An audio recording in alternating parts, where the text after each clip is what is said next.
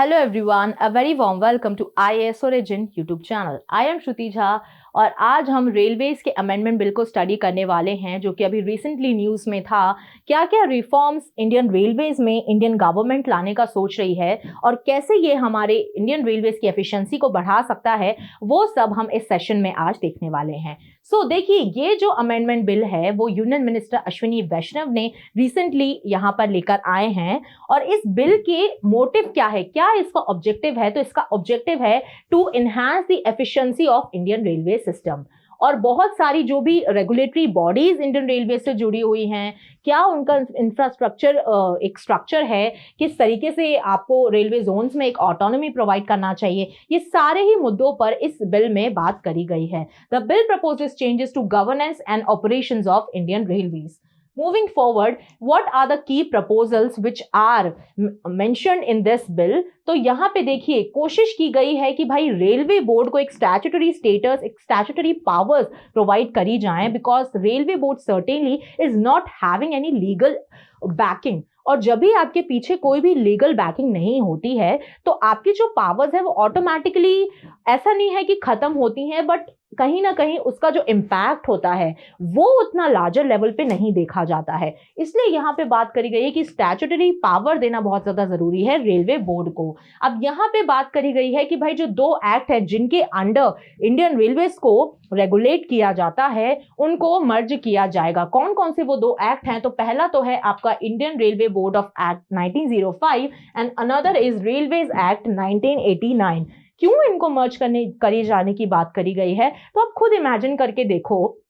आपको अगर बोल दिया जाए कि भाई आपको एक बुक पढ़नी है, तो आप ठीक है ओके हो गए कि फाइन, अगर एक बुक मुझे पढ़नी है तो ठीक है, एक बुक से मुझे एग्जाम क्रैक करना है। बट वहीं आपको बोल दिया जाए कि आपको एक बुक के चलते नहीं, आपको दो बुक पढ़नी है अगर आपको ये वाला एग्जाम पर्टिकुलर क्लियर करना है, तो आपको भी जो है वो गुस्सा आएगा, आपको भी लगेगा, प्रेशर फील होगा। तो यहीं पे इस जो प्रेशर को कम करने के लिए, क्योंकि वहां पर दो अलग अलग एक्ट्स को देखना, अलग अलग एक्ट के प्रोविजंस को पढ़ना, उनके अकॉर्डिंग एक्ट करना, वो बहुत ज्यादा कभी कभी टायरिंग हो जाता है, मोनोटोनस हो सकता है। तो इसलिए उन दोनों एक्ट्स को मर्ज करने की बात हो रही है कि भाई जब मर्जिंग हो जाएगी तो एक ही एक्ट हमारे पास होगा और उसी के चलते हमको इंडियन रेलवेज को ऑपरेट करना पड़ेगा। Now autonomy of railway zones, बहुत ज्यादा ऐसा केसेस में देखा जाता है कि जो रेलवे जोन्स हैं, अगर हम नॉर्थ ईस्टर्न रेलवे जोन की बात करें तो वहां पे बहुत सारे ऐसे एरिया हैं जो अभी रेलवे से कनेक्टेड नहीं है। अब जब रेलवे जोन्स के पास ऑटोनॉमी नहीं होती है कि कितना बजट हमको पास करना है, यहाँ पर ट्रेन हमको निकालनी है, तो फिर वो चाहे भी तो भी एक्शन नहीं ले पाते हैं। तो इसीलिए यहाँ पे ऑटोनॉमी ऑफ रेलवे जोन्स की बात करी गई है कि अगर कोई भी रेलवे जोन चाह रहा है कि भाई इस एरिया में हमको अब रेलवेज को लेकर आना है, इस एरिया में इस जोन से हमको ये स्टेट से लेके इस सिटी, ये स्टेट को कवर करना है, या फिर इस सिटी से लेके दूसरी सिटी को कवर करना है, वहां पे ट्रैफिक ज्यादा है, तो वो जो माइग्रेटिंग लेबर्स हैं उनको हमें ट्रेन प्रोवाइड करनी है। ये सारे जो भी स्टेप्स अगर कोई भी स्टेट गवर्नमेंट लेना चाह रही है अपने स्टेट के सिटीजन्स के लिए, तो वहां अब वो ले पाएंगे, क्योंकि यहाँ पे उस बिल के अंडर उनको ये ऑटोनॉमी प्रोवाइड करने की बात की जा रही है। So railway zones will gain autonomy in managing budgets and infrastructural projects. This empowers them to make operational decisions independently. And which operation decisions they are talking about? They are talking about the putting the railway tracks and starting the new trains between the cities of that state. And the bill also addresses long standing demands for the increased local control। क्योंकि देखिए क्या होता है, local area में आपको पता है कोई भी अगर गवर्नमेंट है, कोई सिटीजन्स है, वो ज्यादा बेटर तरीके से जानते हैं कि उनके एरिया में क्या इश्यूज हैं, क्या प्रॉब्लम्स हैं। तो सिमिलरली उसी तरीके से लोकल एरिया की जो गवर्नमेंट, जो स्टेट गवर्नमेंट है, वो ज्यादा बेटर तरीके से समझ पाएगी कि उनके एरिया में कहाँ कनेक्टिविटी कम है, कहाँ उनको इंडियन रेलवेज को इंट्रोड्यूस करने की जरूरत है, रादर देन जो है वो सेंट्रल गवर्नमेंट। ठीक है ना, इंडिपेंडेंट रेगुलेटर। अब यहाँ पे जो है वो प्राइवेट प्लेयर की एंट्री की बात करी गई है। तो यहाँ बोला गया है कि भाई एक ऐसा अथॉरिटी होनी चाहिए जो सारी चीजों को ओवरसी करे, क्या फेयर्स होना चाहिए, किस तरीके से इंफ्रास्ट्रक्चर मेंटेन किया जाएगा, और कहाँ कहाँ पे ट्रेन हमको और लेकर आनी है, ट्रेन को कैसे बनाया जाएगा, क्या मटीरियल होंगे, ये सारी चीजें जो हैं एक रेगुलेशन इंडियन रेलवेज का जो होता है वो अब होगा। रेलवे बोर्ड भी मेन अथॉरिटी, बट उसके अलावा भी भी एक इंडिपेंडेंट अथॉरिटी की बात हो रही है, क्योंकि इंडिपेंडेंट आप प्राइवेट प्लेयर्स के हाथ में जब पावर देते हो तो आप खुद देखते हो कि काम जो है वो काफी ज्यादा तेजी से होने लगता है और काफी ज्यादा एक एफिशिएंटली होने लगता है। इसलिए यहाँ पे बात करी गई है कि प्राइवेट सेक्टर को यहाँ पे पार्टिसिपेशन देने की बात करी गई है। It will aim to protect stakeholder interest and enhance competition. ठीक है, the idea for such regulator was first proposed in 2015। तो 2015 में जो है ये आइडिया लेकर आया गया था कि एक इंडिपेंडेंट रेगुलेटर की हमको जरूरत है इंडियन रेलवेज में।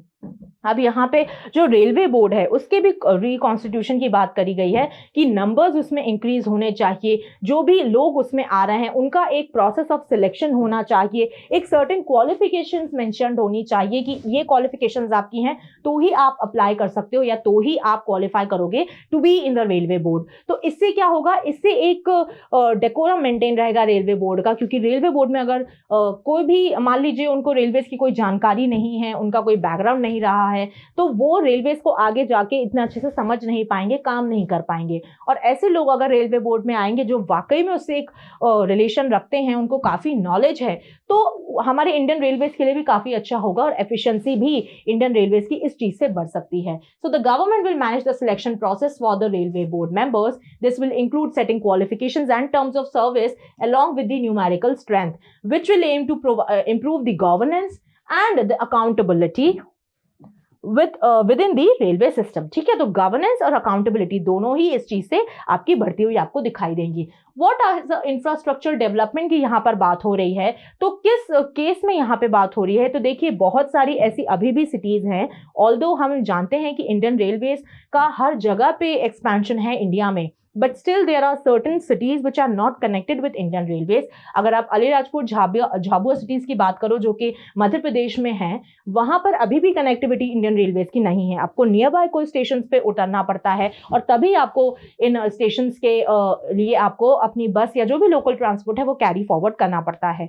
तो आज के केस में हम बात करें तो this is not good, because connectivity आपको हर एक रिमोट एरिया तक मेंटेन करनी होगी। तो इसके लिए जब भी आप इंफ्रास्ट्रक्चर डेवलप नहीं करोगे तो कनेक्टिविटी आपकी मेंटेन नहीं हो पाएगी। ठीक है, इसलिए यहाँ पे मेजर बड़े बड़े इंफ्रास्ट्रक्चर प्रोजेक्ट्स की बात करी गई और ऐसे एरियाज की बात करी गई है जहां पर कनेक्टिविटी कम है बट ट्रैफिक ज्यादा है, migrant labours day to day month to month जो है वो ट्रैवल कर रहे हैं। तो ऐसे लेबरर्स को ध्यान में रखते हुए उन्हीं एरियाज में यहाँ पर जो ट्रांसपोर्टेशन फैसिलिटी है उसको एनहांस किया जाए। Now what is the difference of opinion, तो obviously the opposition has to say something, because ये बिल जो है वो आ चुका है और अभी इसके बारे में बात भी होना शुरू हो गई है। तो यहाँ पे ऑपोजिशन के जो कंसर्न्स हैं वो सबसे पहले बोल रहे हैं कि भाई यहाँ पे जो प्राइवेटाइजेशन आप एक कर रहे हो, प्राइवेट प्लेयर्स को आप इन्वॉल्व कर रहे हो, so what is the need of introducing the private players in Indian railways. So यहाँ पे उनका ये कहना है, तो यहाँ पे जो गवर्नमेंट का जो एक रिस्पॉन्स आया है वो ये बोल रहे हैं कि इससे हम मॉडर्नाइजेशन करेंगे और यहाँ पर इंडियन रेलवेज जो है वो सेल्फ रिलायंट होगा। ठीक है, क्योंकि एक प्राइवेट प्लेयर के इंट्रोडक्शन के चलते एक कॉम्पिटिटिवनेस भी बढ़ेगी। तो वो कॉम्पिटिटिवनेस के बढ़ते हुए हम देखेंगे कि भाई मॉडर्नाइजेशन काफ़ी ज़्यादा इंडियन रेलवेज का क्रिएट होगा, क्योंकि हम देख रहे हैं कि वंदे भारत पर आप अगर रानी कमलापति स्टेशन भी देखें जो कि बनाया गया है, तो बहुत ज़्यादा एक बड़े लेवल पे जो एक प्राइवेट प्लेयर को वहाँ पे पार्ट दिया गया, तो बहुत ही एक वर्ल्ड क्लास स्टेशन बन के तैयार हुआ है कि देखने में आपको लगता नहीं है कि वो एक रेलवे स्टेशन है। ठीक है, इस तरीके से एक मॉडर्नाइजेशन मेंटेन हो सकता है जो कि इंडियन रेलवेज को एक अलग लेवल पे लेकर जा सकता है।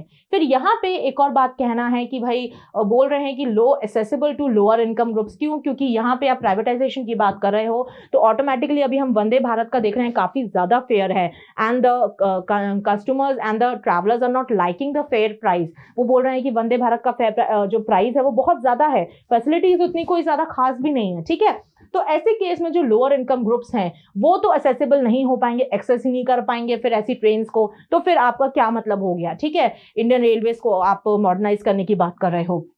तो यहाँ पे भी इनका ये कहना है कि भाई ऑपरेशनल एफिशिएंसी के रूप में हम यहाँ पे देख रहे हैं प्राइवेट प्लेयर्स की एंट्री और कंपटीशन के रूप में देख रहे हैं। ठीक है, तो इससे रिलेटेड आई डोंट थिंक कि कोई भी इशू जो है वो गवर्नमेंट देख रही है कि बिल के आने से इंडियन रेलवेज में कोई ऐसा पड़ने वाला है। Thank you so much for watching my session. I hope आपको ये बिल के जो भी प्रोविजंस हैं आपको समझ में आए होंगे और भी आगे जाके जब इस बिल का इंट्रोडक्शन हो जाएगा तभी भी मैं एक दूसरा वीडियो डिटेल इस पे लेके आऊंगी जिसमें और आपको डिटेल में मैं समझा समझाऊंगी कि क्या क्या और चेंजेस हमारे इंडियन रेलवे सिस्टम में हो सकते हैं। Thank you so much. Don't forget to subscribe to our channel IAS origin. Till then पढ़ते रहिए, खुश रहिए। जय हिंद, जय भारत।